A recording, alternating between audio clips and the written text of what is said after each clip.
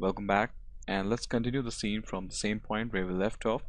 So now let's start first of all adding the scale X and scale Y with a ramp. So I can go inside the sprite scale XPP, go over the ramp, and let's say I'm going for the new ramp, hit OK. And let's also change the name of this ramp, which is, let's say, the dust, so that it can be easier for us to remember. Simply dust ramp. Alright, that's fine. Get rid of this middle color entry list. Oh, just make sure that we select this again, and let's go over here and just get rid of that middle color entry list and increase this color. So for the end of this color entry list, where it's the position when the particle is almost on the stage to die, let's give a very high value to this, maybe a value of, let's say, 35. And in the beginning of this particles, we can give a value of maybe 10. Okay, and we can simply leave the interpolation type to as a smooth. Okay, now let's copy the same ramp inside the scale YPP. So we can go inside the create ramp and just map to the new ramp. Instead of the new ramp, pick the dust, hit the option OK. Alright, now if you play the timeline, you can see we have some fairly large amount of the images, and we don't need to worry for that. Alright, now the next thing is to add the opacity per particles. So we can go and click in the add dynamic attributes. Inside the opacity over here we have, now we can go with the add per particle attribute, and similarly we can drop a ramp.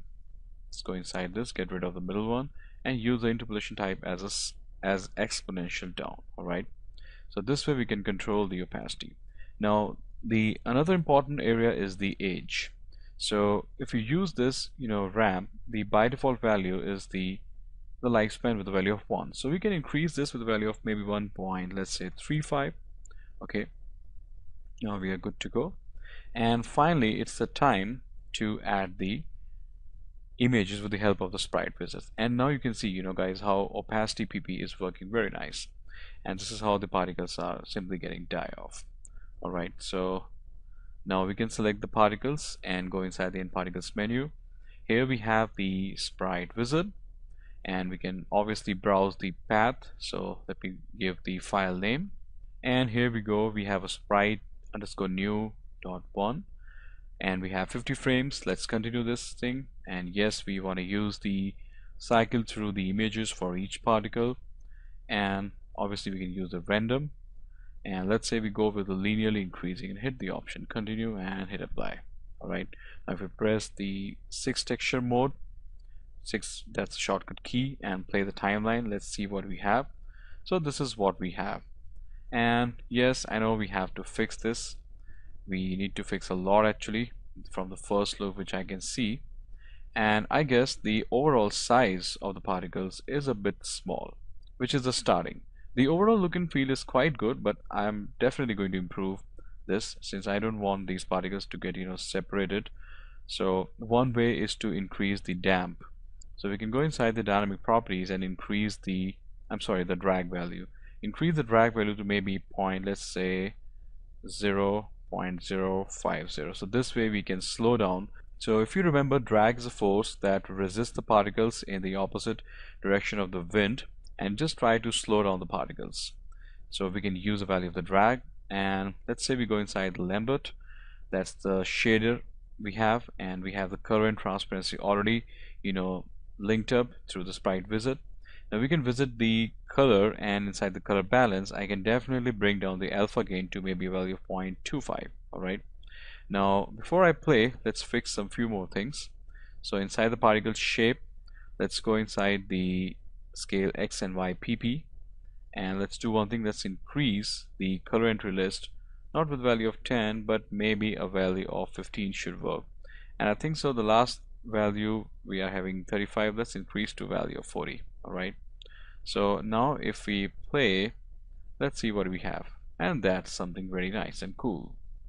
Alright, so this is what we have, and I think so the overall age of the particles is still a bit high. So let's do one thing, let's get rid of the age, or maybe we can do one more thing, we can increase the we can just increase the away from center with a value of, let's say, 10, and let's say dip down the random directions to maybe value of 5. All right, and now if I play, we have something like this. So that's quite nice.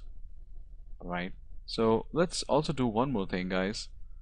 Let's go inside the opacity pp, and that's quite good, not a problem.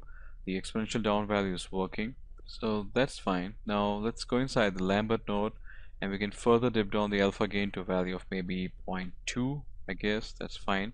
And we can also dip down the color gain if we wish, but I don't think so. But you can still use the value of color gain, not a problem. All right, and let's do one more thing. Let's also enable the cloth, shift H to unhide this, which is over here. That's a P sphere. Unhide this, and let's enable the cloth. And now if I play the timeline, let's see what we have, and that's good.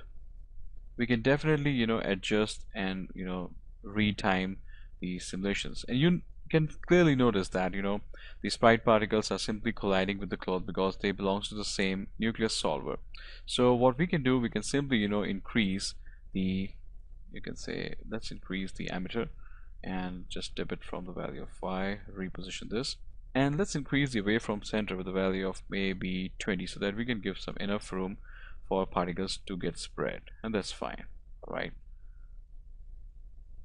okay, so that's good. We can also control the rate of the emission of particles by decreasing this. Let's say we can simply get rid of this, and I think so the value of the particles is a little bit high, so let's decrease the quantity to maybe with a value of 15. All right, and now if we play, so here we go. And one more change, I think so there is a kind of a popping or a jerk appearing inside the particles. So let's do one thing.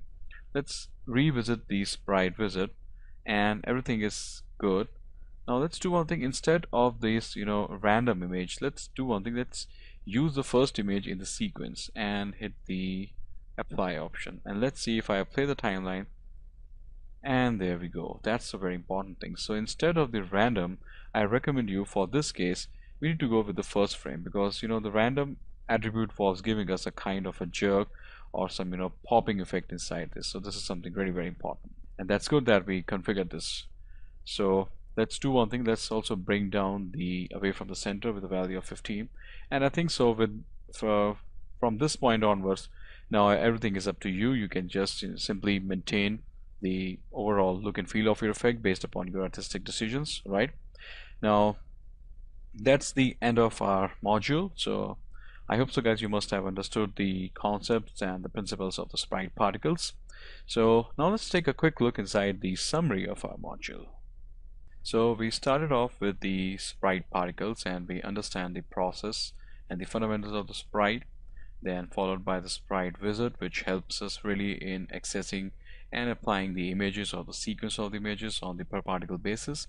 And then we use the sprite twist to give some slight twisting and spinning inside the sprite particles, followed by the sprite scale X and YPB, where we control the X and Y attributes of the per particle basis.